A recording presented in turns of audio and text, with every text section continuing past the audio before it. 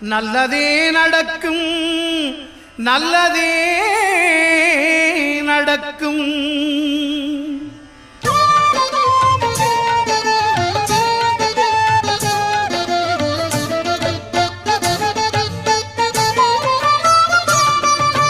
ஒன்பது கோளும் ஒன்றாய் காண